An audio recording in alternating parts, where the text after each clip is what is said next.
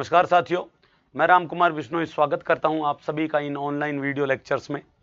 आज की इस क्लास में हम जो टॉपिक डिस्कस करने जा रहे हैं दैट इज नोज, नाक। जी हाँ, ईएनटी पोर्शन में से जो मिड पोर्शन है नोज, उसके बारे में डिस्कस कर रहे हैं।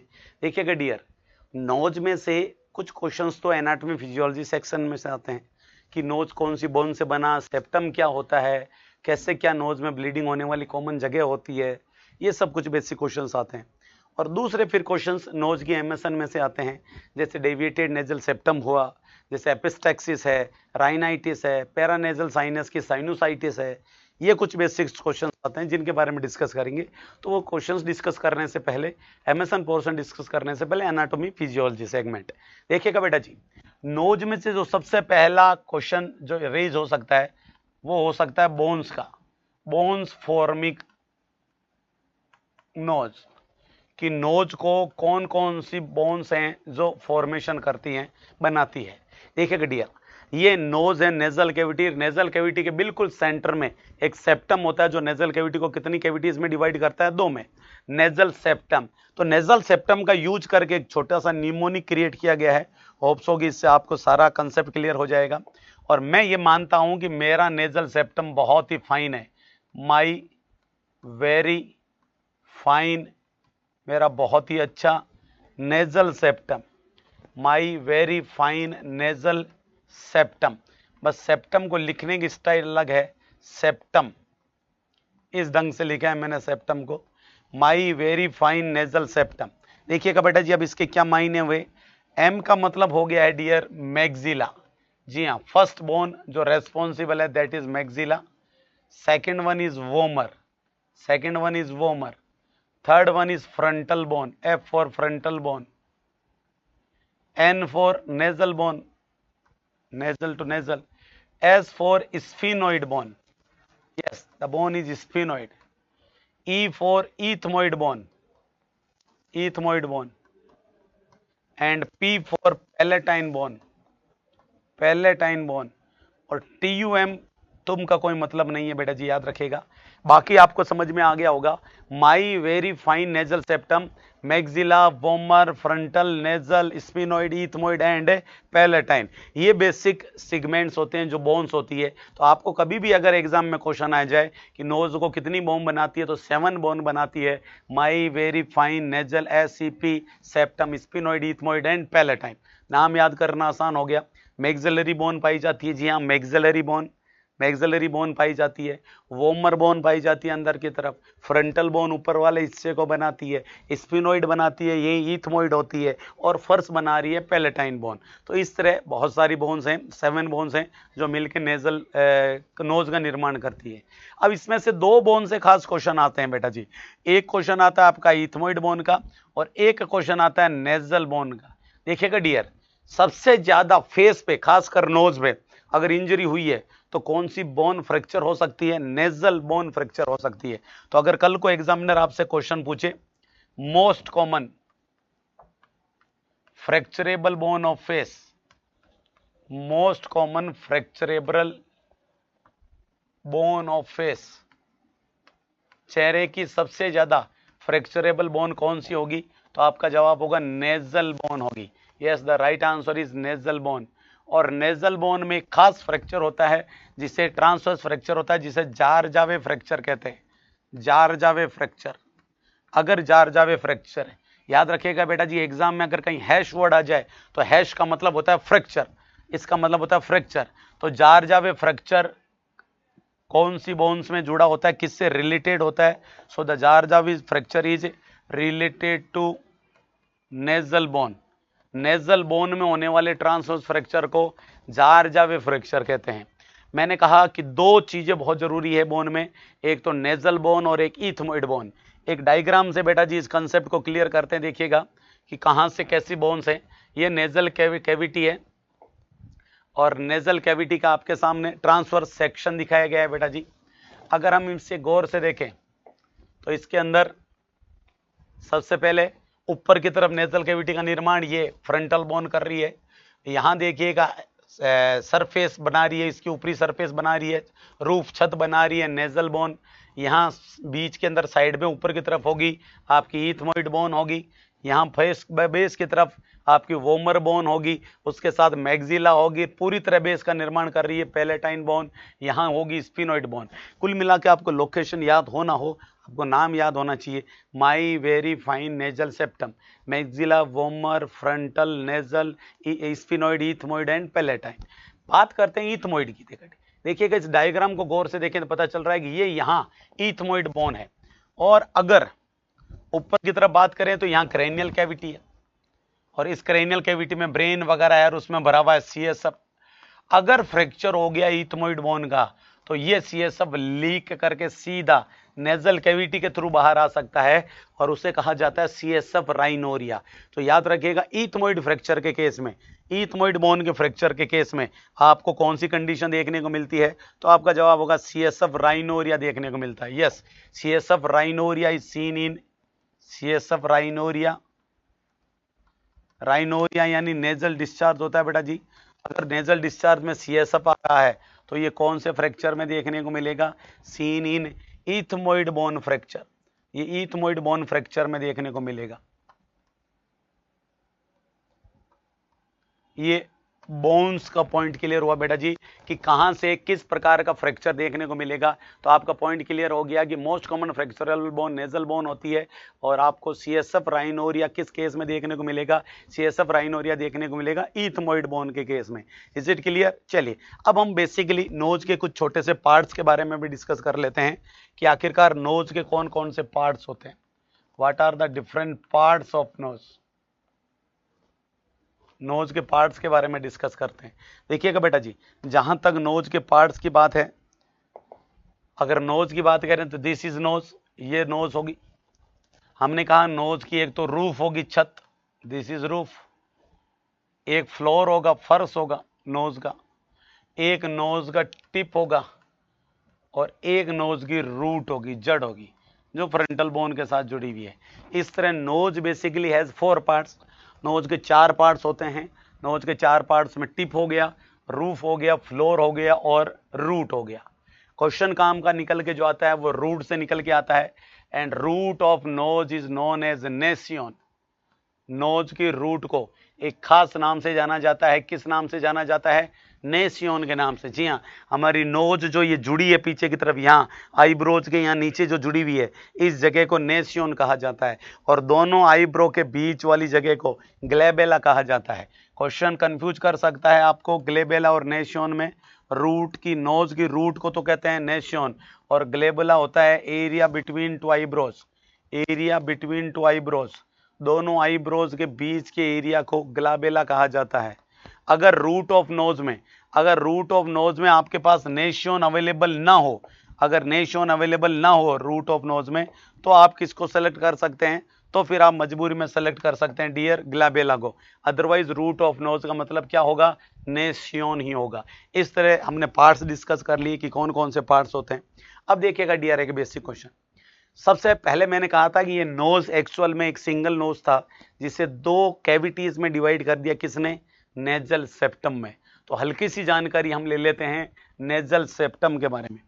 अगली चीज डिस्कस करते हैं डियर नेजल सेप्टम के बारे में।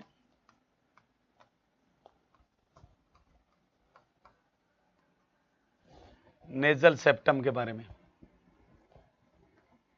Divides nose into 2 cavities. Nose को 2 कैविटीज में डिवाइड करने का काम कौन करता है? नेजल सेप्टम करता है, राइट और लेफ्ट में। बेसिकली नेजल सेप्टम बनता किसका है? याद रखेगा, made up of cartilages and soft tissues. ये कार्टिलेजेस का और सॉफ्ट टिश्यूज का बना होता है, बिल्कुल सॉफ्ट टिश्यूज का बना होता है। याद रखिएगा, नोज नेजल सेप्टम का जो सबसे आगे वाला पार्ट है, जो ये स्किन है जो लटक रही है नोज के बिल्कुल बीच में, ये सॉफ्ट टिश्यू का बना हुआ पार्ट होता है, और इसे कहते हैं कोलुमेला। क्वेश्चन इसकी टर्म से बहुत आते हैं डियर। अगर कोई पूछ ले व्हाट इज कोलुमेला, तो आप कहेंगे anterior most fleshy part, anterior most सबसे आगे वाला, एंटीरियर मोस्ट और बिल्कुल सॉफ्ट टिश्यू का मांस का बना fleshy part, anterior most fleshy part of nasal septum, fleshy part of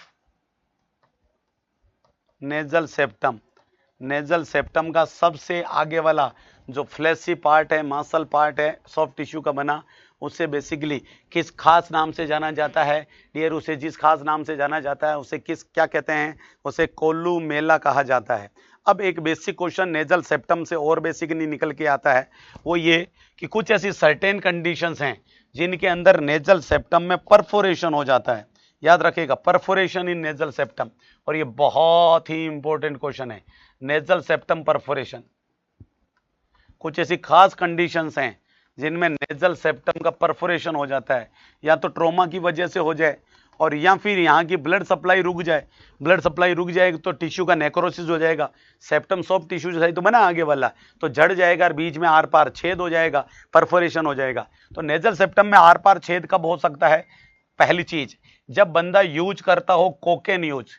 cocaine होता है स्ट्रॉन्ग वेसो कॉन्स्ट्रिक्शन, तो जो लोग किसी चीज पर रख कर कोकेन को स्निप करते हैं, खींचते हैं, तो वो कोकेन जाती है तो स्ट्रॉन्ग वेसो कॉन्स्ट्रिक्शन करती है।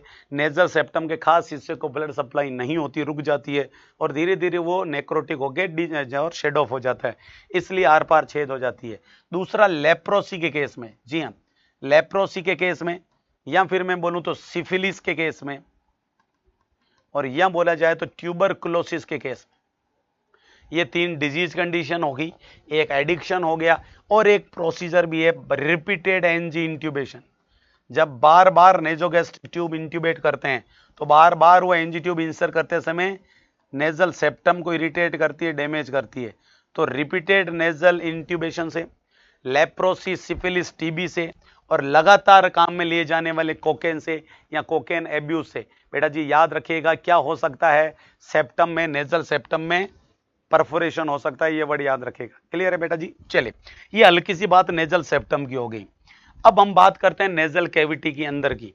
नेजल कैविटी यानी अंदर, अंदर बोले तो म्यूकोजा, म्यूकोजा बोले तो एपिथेलियम। एपिथेलियम है, उसके अंदर कुछ टर्मिनेट्स हड्डियां हैं, कुछ ओपनिंग है, ये सारे पॉइंट डिस्कस करते हैं नेजल कैविटी से रिलेटेड। चलिए नेक्स्ट बात करते हैं हम नेजल कैविटी एपिथेलियम की। बहुत ही प्यारा क्वेश्चन है, नेजल कैविटी की एपिथेलियम।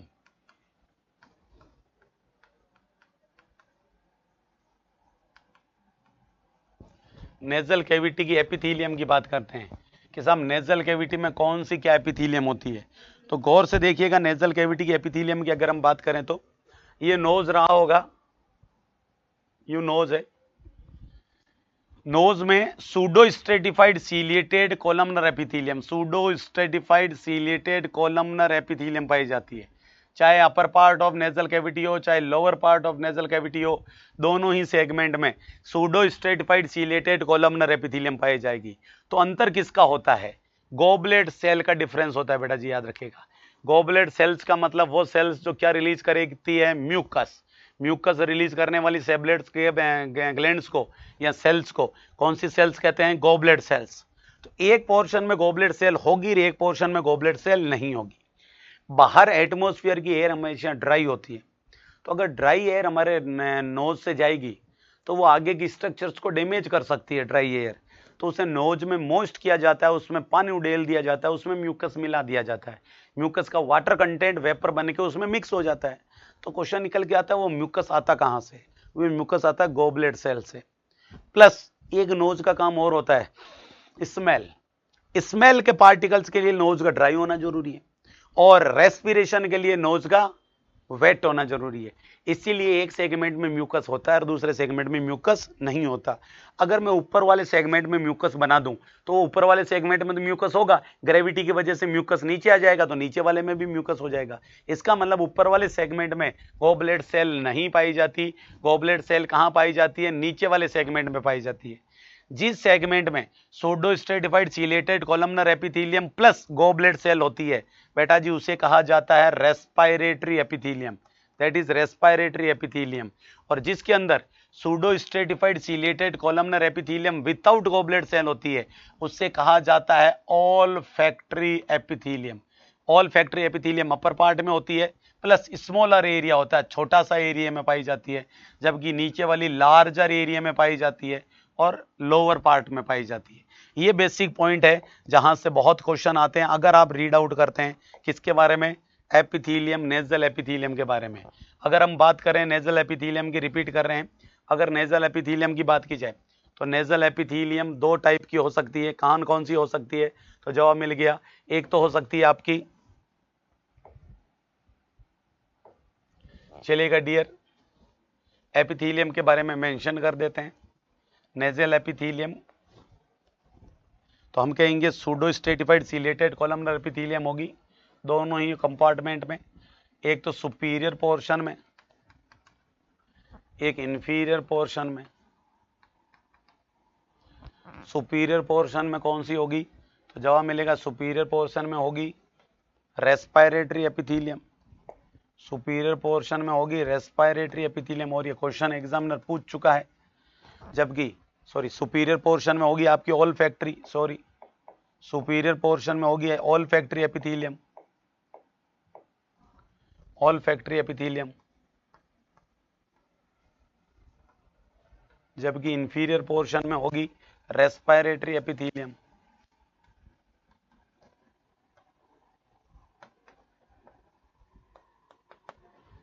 अगर बात करें हम ऑल्फैक्टरी एपिथीलियम की, तो ये किससे लाइंड होगी? Pseudo stratified, pseudo stratified ciliated columnar epithelium, ciliated columnar epithelium. और उसके साथ कौन? With pseudo stratified columnar epithelium without goblet cell, इसमें गॉबलेट सेल्स नहीं होती, जबकि इसमें सेम टू सेम होगा, सब कुछ सेम टू सेम होगा, बस अंतर क्या होगा? विथ गॉबलेट सेल्स, ये गॉबलेट सेल्स के साथ पाई जाती है, विद गॉबलेट सेल्स। ये इसका अंतर हो गया है, बेसिक डिफरेंस समझ में आ गया है। चलिए जी डियर, ये भी क्लियर हो गया सर। अब बात करते हैं नेजल कैविटी के एपिथेलियम के बाद अगली चीज ओपनिंग्स की, कि नेजल कैविटी में कितनी ओपनिंग्स होती है। नेजल कैविटी ओपनिंग्स,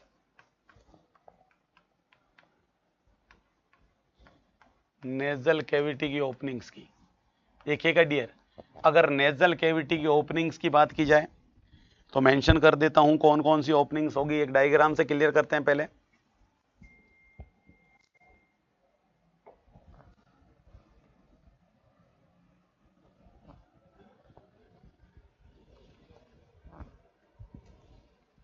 ये इस डायग्राम से देखिएगा, इस नेजल कैविटी में ये सबसे आगे जो ओपनिंग है जिसे एंटीरियर नेर्स कहा जाता है, एंटीरियर नोस्ट्रिल्स कहा जाता है, सबसे आगे वाली चीज कहलाती है एंटीरियर नोस्ट्रिल्स, पीछे वाली जगह कहलाएगी पोस्टीरियर नोस्ट्रिल्स। जिस प्रकार नाक में आगे दो छेद होते हैं, सेम टू सेम दो ओपनिंग किधर भी पाई जाती है, पोस्टीरियर साइड में पाई जाती है, जिसे पोस्टीरियर नोस्ट्रिल्स कहा जाता है। प्लस यहाँ हड्डियों में, यह हड्डियां अंदर से खोखली होती है और यहाँ पाए जाते हैं पैरानेजल साइनस। तो पैरानेजल साइनस की सारी ओपनिंग भी आके किसमें खुलती है? नोज में। एक हो गया एंटीरियर नेर्स, एक हो गया पोस्टीरियर नेर्स, एक हो गया पैरानेजल साइनस, और लास्ट जो हमारे यहाँ टीयर वाली ग्लैंड होती है, लेक्राइमल ग्लैंड, उस लेक्राइमल एपरेटस से टीयर्स हमारी नोज में आके गिरते हैं और उस डक्ट का नाम होता है नेजोलेक्राइमल डक्ट, नेजोलेक्राइमल डक्ट। तो बेसिकली 4 ऐसी डक्ट्स होती है बेटा जी जो कहां पर ओपन होती है? जो ओरल कैविटी में ओपन होती है, सॉरी नेजल कैविटी में ओपन होती है। There are 4 opening in nasal cavity, और वो 4 ओपनिंग्स कौन कौन सी है उसे क्लियर करते हैं। सबसे पहला होगा एंटीरियर नेर्स, सबसे पहली ओपनिंग होगी एंटीरियर नेर्स,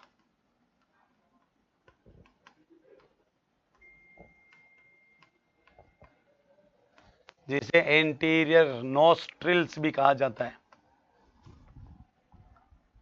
पहली चीज कवर्ड विथ हेयर्स, छोटे छोटे हेयर से कवर्ड रहती है और उन हेयर्स को कहा जाता है वाइब्रेसी, कवर्ड विथ स्मॉल हेयर्स। और इन स्मॉल हेयर्स को एक खास नाम से जाना जाएगा बेटा जी, किस नाम से? वाइब्रेसी के नाम से जाना जाएगा। और इन वाइब्रेसी का फंक्शन क्या होगा? Prevents dust particle entry, nose में डस्ट पार्टिकल को घुसने से रोकना, prevents dust particles entry, dust particles की एंट्री को रोकना, डस्ट पार्टिकल को अंदर घुसने से रोकने का काम कौन करता है? तो जवाब आएगा वाइब्रेसी करते हैं। ये एंटीरियर नोस्ट्रिल्स के बारे में खास बात होगी। एंटीरियर नोस्ट्रिल्स के बाद जो दूसरी बात करते हैं वो आता है पोस्टीरियर नेस्ट की, posterior nares, better known as posterior nostrils. जिस प्रकार एंटीरियर नोस्ट्रिल्स होते हैं उसी प्रकार दो पोस्टीरियर नोस्ट्रिल्स भी होते हैं और इन्हें एक खास नाम से जाना जाता है, आल्सो नोन एज कोएनी, नेजल कोएनी। इन्हें नेजल कोएनी भी कहा जाता है, कोएनी भी कहा जाता है, नेजल कोएनी पोस्टीरियर नोस्ट्रिल्स को। कुछ बच्चे ऐसे भी बाई बर्थ होते हैं जिनमें पोस्टीरियर नोस्ट्रिल्स एक पर्दे से, मेम्ब्रेन से या किसी बोन की वजह से कवर्ड रहते हैं, होते ही नहीं है, पोस्टीरियर नोस्ट्रिल्स डेवलप ही नहीं होते। किसी चीज का डेवलप नहीं हो पाना एट्रेजिया कहलाता है। तो पोस्टीरियर नोस्ट्रिल्स डेवलप ही नहीं होंगे तो उस घटना को कहा जाएगा पोस्टीरियर नेजल एट्रेजिया, या फिर बोले तो कोएनल एट्रेजिया। हमेशा याद रखिएगा एक टर्म निकल के आती है डियर, कोएनल एट्रेजिया, कोएनल एट्रेजिया। और कोएनल एट्रेजिया के मायने क्या होते हैं लिखिएगा, कंजेनाइटल, इसका मतलब होता है बेटा जी congenital obstruction of, congenital obstruction of posterior nares, posterior nares जिसे आप कोएनी कहते हैं। कोएनी का एट्रेजिया होना क्या कहलाता है, कोएनल एट्रेजिया। कोएनी का एट्रेजिया होना कोएनल एट्रेजिया कहलाता है। और ये क्वेश्चन एग्जामिनर आपसे एक दो बार पूछ भी चुका है ऑलरेडी पहले भी। तो कोएनल एट्रेजिया का मतलब होगा कंजेनाइटल ऑब्स्ट्रक्शन ऑफ पोस्टीरियर नेर्स। ये दूसरी ओपनिंग होगी। ओपनिंग नंबर 3 की बात करते हैं। थर्ड ओपनिंग होगी ओपनिंग्स ऑफ पैरानेजल साइनस, जिन्हें हम सेपरेटली पढ़ेंगे। Openings of paranasal sinus, paranasal sinus की opening, opening of paranasal sinuses. Paranasal sinuses आके नेजल कैविटी में खुलते हैं। और लास्ट में ओपनिंग्स ऑफ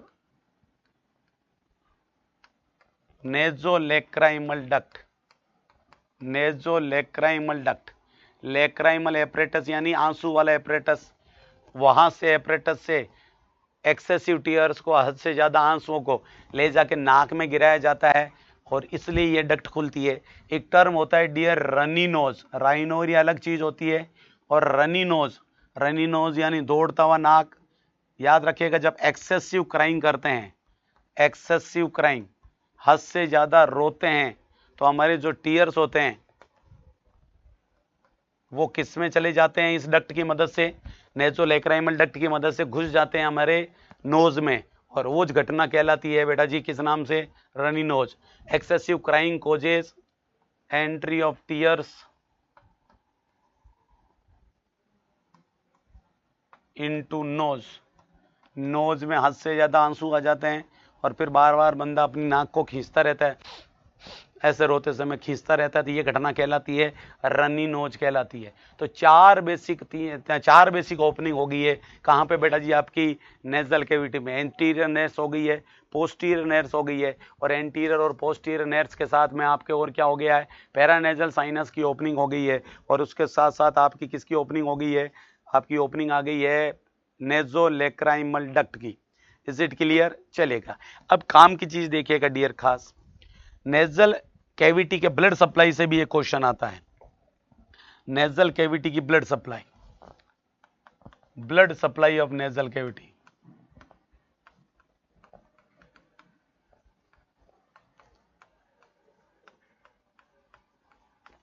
हम बहुत ज्यादा डिटेल में नहीं जाएंगे। जो मेन आर्टरी होती है बेटा जी, जो मेन आर्टरी होती है जो नेजल कैविटी को सप्लाई करती है, उसे कहा जाता है sphenopalatine artery, sphenopalatine artery. The main artery supplying nasal cavity is known as sphenopalatine artery. Main artery को स्फीनोपैलेटाइन आर्टरी कहा जाता है। इसलिए डियर अगर डैमेज हुआ तो यही डैमेज हो जाएगी, और एपिस्टेक्सिस, नोज ब्लीडिंग के लिए, एपिस्टेक्सिस के लिए यही आर्टरी जिम्मेदार होगी, नेजो स्फीनोपैलेटाइन आर्टरी। इसीलिए इसे आर्टरी ऑफ एपिस्टेक्सिस कहा जाता है। Artery of epistaxis, nose bleed के लिए, नाक से खून बहने के लिए कौन सी आर्टरी जिम्मेदार होती है? तो आपका जवाब आएगा sir, the responsible artery is sphenopalatine artery, जिसे आर्टरी ऑफ एपिस्टेक्सिस के नाम से भी जाना जाता है। ये वर्ड हमेशा याद रखेगा।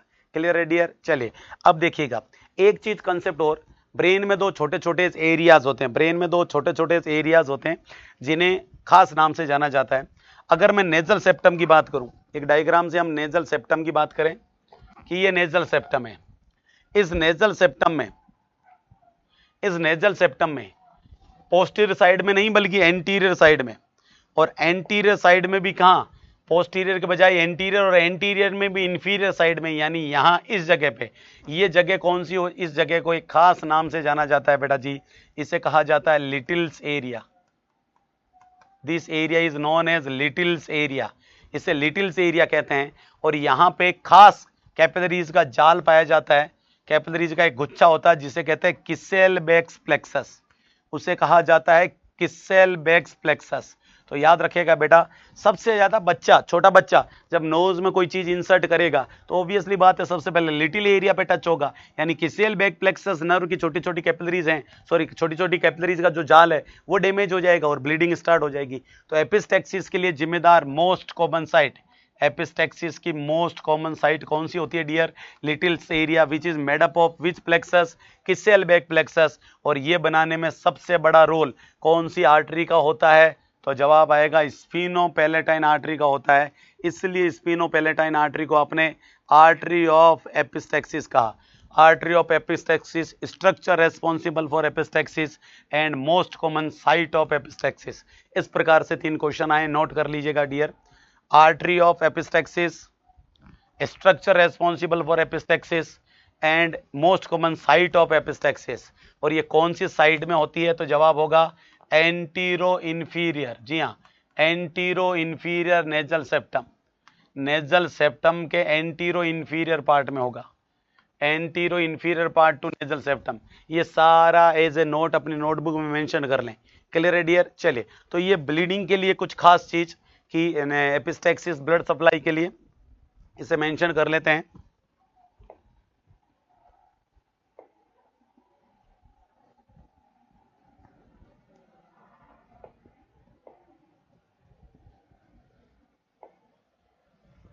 आर्टरी समझ में आ ही गई आपको, स्ट्रक्चर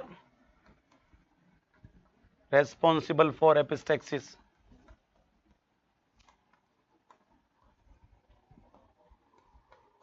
तो जवाब आएगा किसेलबेक प्लेक्सस।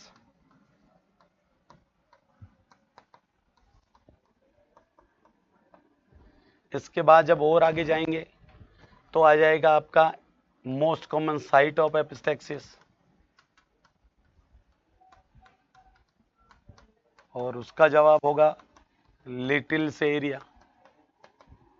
और ये कहाँ पाया जाता है वो भी लिख दीजिएगा, ये पाया जाएगा antero inferior nasal septum, nasal septum के एंटीरियर और एंटीरियर में भी सबसे आगे antero inferior nasal septum side में, नेजल सेप्टम के एंटीरियर पार्ट में और इंफीरियर साइड में जो एरिया होगा उसका खास नाम क्या होगा? उसका खास नाम होगा बेटा जी लिटिल्स एरिया। और वो सबसे इंपॉर्टेंट चीज होगी किसके लिए? तो जवाब आ जाएगा एपिस्टेक्सिस के लिए। इसके बाद एक खास स्ट्रक्चर और आती है डियर, जिसे कहा जाता है नेजल टर्बिनेट्स, नेजल टर्बिनेट्स, जिसे कॉन्की भी कहा जाता है, नेजल कॉन्की, नेजल टर्बिनेट्स या नेजल कॉन्की। देखिएगा बेटा, इस डायग्राम को अगर हम रिपीट देखें वापस, तो नोज के अंदर 3 एलिवेशंस नजर आ रहे हैं, 3 उभार नजर आ रहे हैं। जी हाँ, नोज की कैविटी कभी स्ट्रेट नहीं होती, नेजल कैविटी यूं टेढ़ी मेढ़ी होती है, क्योंकि 3 हड्डियां सेल्फ बने होते हैं, 3 उभार बने हुए रहते हैं, सेल्फ लाइक स्ट्रक्चर होती है आलमीरा जैसी, 3 सॉकेट बने हुए होते हैं। इन सॉकेट्स को कहते हैं turbinates, superior turbinate, middle turbinate and inferior turbinate. इनका काम ये होता है कि बाहर से जब ड्राई एयर आती है तो अगर रास्ता सीधा होगा तो फटाफट अंदर चीज लाएगी, बिना वाटर वेपर मिले, बिना गीली हुए मॉइस्ट हो तो सीधी चली जाएगी।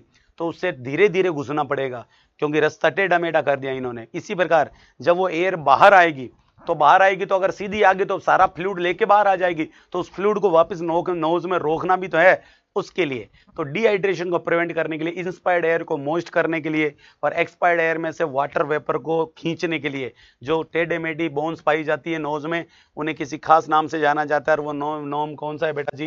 दैट इज टर्मिनेट या नेजल कॉन्की। 3 होती है बेटा जी, these are 3 shelf like structures, 3 shelf like structures होती है। और 3 कौन कौन सी होगी? एक होगी सुपीरियर टर्मिनेट, एक होगी मिडिल टर्मिनेट और एक होगी इंफीरियर टर्मिनेट। ये 3 पाई जाती है। और इनका फंक्शन क्या होगा? तो जवाब होगा मेक नेजल पाथवे, नोज का जो रास्ता है उसे इलोंगेटेड, लंबा बना देती है। Make nasal pathway elongated, nasal रास्ते को लंबा बनाना इनका मान काम होगा। और लंबा बनाने से क्या फायदे होंगे? 2 फायदे होंगे। एक तो कि इंस्पायर्ड एयर, जो एयर इंस्पायर्ड कर रहे हैं हम, inspired air, inspired dry air becomes moist, वो गीली हो जाएगी, उसको गीला होने में टाइम मिलेगा। दूसरा, water vapour retention, water vapour retain हो जाएगी, बाहर जाने से रोक दिया जाएगा from expired air, expired air से। एक्सपायर्ड एयर में वाटर वेपर को नहीं जाने दिया जाएगा। और इंस्पायर्ड एयर में जो कि ड्राई होती है, उस ड्राई इंस्पायर्ड एयर के अंदर क्या मिला दिया जाएगा? वाटर मिला दिया जाएगा। ये मेन काम करता है। अब एक चीज याद रखिएगा बेटा, ये यहां से एक बेसिक क्वेश्चन बहुत इंपॉर्टेंट आता है कि इंस्पायर्ड एयर में वाटर वेपर कितना होता है। क्वेश्चन पूछता है examiner, water vapour inspired air, inspired air में होता है 0.50 ml पर 100 ml, पर 100 ml एयर में 0.50 ml, जबकि एक्सपायर्ड एयर में, एक्सपायर्ड एयर में यह बढ़ के हो जाता है 6.20 ml। जी हाँ, 6.20 ml पर 100 ml, 6.20 ml पर 100 ml के लगभग हो जाता है। और इसी फ्लूइड को बाहर जाने से कौन रोकती है? टर्मिनेट्स रोकती है, नेजल कॉन्की रोकती है। ये वर्ड हमेशा याद रखिएगा। इस तरह ब्लड सप्लाई भी हो गई है आपकी। अब बात करते हैं बेटा जी फंक्शंस की, कि आखिरकार नेजल कैविटी के क्या क्या फंक्शंस होते हैं। What are the functions of nasal cavity? अगर हम नेजल कैविटी के फंक्शंस की बात करें तो नेजल कैविटी का पहला काम होता है हेल्प्स इन रेस्पिरेशन, बोले तो ब्रीथिंग। रेस्पिरेटरी ट्रैक का पहला ही ऑर्गन कौन है? नोज है। इट मींस नोज ब्रीथिंग में हेल्प करता है, बिल्कुल सही कहा। Second, helps in speech, speech में हेल्प करता है बाय एडिंग रेजोनेंस। याद रखेगा, हमारी साउंड में रेजोनेंस ऐड करना, बाय एडिंग रेजोनेंस। अगर नोज बंद हो गया तो हेमिस्रेशियम या जैसी आवाज आएगी, अलग ना आवाज आने लग जाती है। तो ये जो अलग आवाज आई है नेजल कैविटी के बंद करने से आई। इसका मतलब नेजल कैविटी खास रोल प्ले करती है। कैसे? वो क्या ऐड कर देती है? रेजोनेंस। रेजोनेंस का मतलब क्या होता है? रेजोनेंस का मतलब होता है कि जो वॉइस आ रही है उसमें क्या कर देना? उसे मॉडिफाई कर देना, मॉडिफिकेशन कर देना, उसकी इंटेंसिटी को बढ़ा देना, एम्प्लीफिकेशन कर देना। याद रखेगा, अगर कोई साउंड आ रही है, अगर कोई वॉइस आ रही है नीचे लेयरिंग से प्रोड्यूस हो गए, तो उस वॉइस के अंदर रेजोनेंस ऐड करना। और रेजोनेंस का मतलब उसे मॉडिफाई कर देना, उसे एम्प्लीफाई कर देना, और उसकी हर अक्षर को स्पेल करने की टाइमिंग बढ़ा देना, इलोंगेशन। और एग्जामिनर ये भी पूछ चुका है कि क्या मायने होते हैं रेजोनेंस के। तो रेजोनेंस का मायने होता है मॉडिफिकेशन ऑफ वॉइस, एम्प्लीफिकेशन यानी उसकी इंटेंसिटी बढ़ा देना, तीव्रता बढ़ा देना, और इलोंगेशन ऑफ वॉइस यानी उसको थोड़ा लंबा कर देना। ये सारे गुण कौन करता है? नोज करता है। नोज का तीसरा काम डिफेंस भी है डियर, डिफेंस में भी हेल्प करती है, क्योंकि नोज के अंदर हमने कहा कि एक तो पाए जाते हैं वाइब्रेसी, तो वाइब्रेसी यानी छोटे छोटे एयर्स मिट्टी को रोक देंगे, और दूसरा गोबलेट सेल का म्यूकस, वो डस्ट पार्टिकल को चिपका देगा। इस तरह डस्ट पार्टिकल्स और म्यूकस दोनों मिलके, सॉरी, वाइब्रेसी और म्यूकस मिलके डस्ट पार्टिकल और माइक्रो ऑर्गेनिज्म को हमारे रेस्पिरेटरी ट्रैक में घुसने से रोकते हैं। और चौथा बेसिक जो सबसे काम का क्वेश्चन है, फंक्शन है, that is helps in smell. जी हाँ, हेल्प्स इन स्मेल, स्मेल में हेल्प करता है। और स्मेल बोले तो ऑल्फैक्शन में मदद करता है। It helps in olfaction, olfaction में हेल्प करता है। जो मैसेज, यानी यहाँ कौन सी एपिथेलियम होगी, हमने कहा नोज में जो एपिथेलियम होती है वो होती है ऑल्फैक्टरी एपिथेलियम, ऑल्फैक्टरी एपिथेलियम। और यहाँ से मैसेज लेके जाने का काम कौन करेगी, ऑल्फैक्टरी नर्व करती है। और बेटा जी याद रखिएगा, olfactory nerve is the cranial nerve number first. सबसे पहली ही नर्व कौन सी होती है, ऑल्फैक्टरी नर्व होती है, जो ब्रेन के कौन से लोब में मैसेज लेके जाती है, टेम्पोरल लोब में लेके जाती है।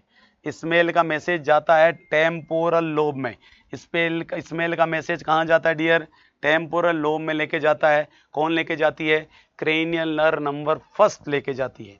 ये नोज का बेसिक फंक्शंस भी हमें समझ में आ गया। अब एक चीज और, नोज से रिलेटेड कुछ टर्म्स है डियर, टर्मिनोलॉजी है, नोज से रिलेटेड कुछ टर्मिनोलॉजी है जिनको भी हम डिस्कस कर लेते हैं। Few terms related to smell. सबसे पहली टर्म होती है ओस्मिया,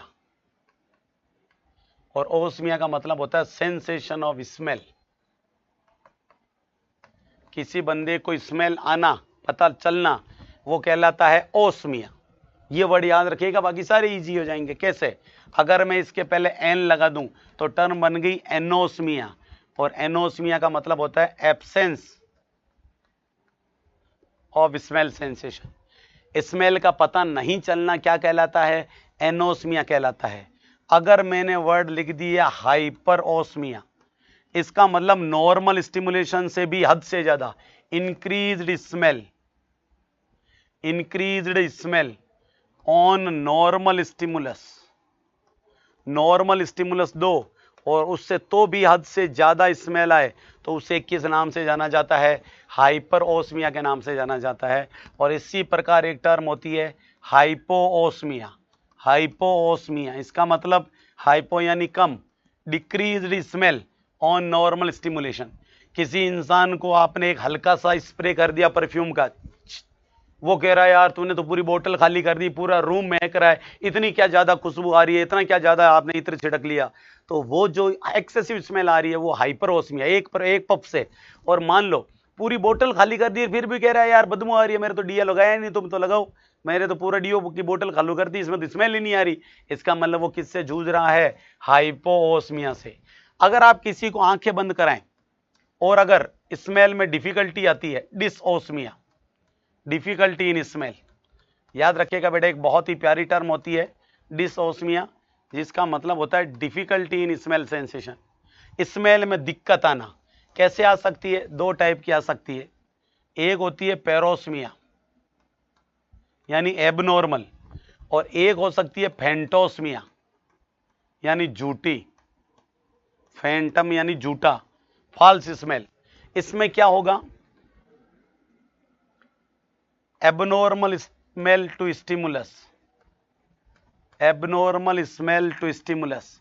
आपने पेशेंट को सुंघाया गुलाब का फूल, आंखें बंद करवाई, आंख बंद करने के बाद गुलाब का फ्लावर सुंघाया और पेशेंट आंखें बंद बंद नहीं कर रहे, अरे यार कीचड़ क्यों सुंघा रहा मुझे, यानी आपने अच्छा स्टिमुलस दिया लेकिन उसे एबनॉर्मल स्मेल आ रही है। यूजुअली अच्छे सुंघाने पे बदबू आना, बदबू की फीलिंग आना, स्मेल आना, उसे किस नाम से जाना जाता है, पेरोस्मिया।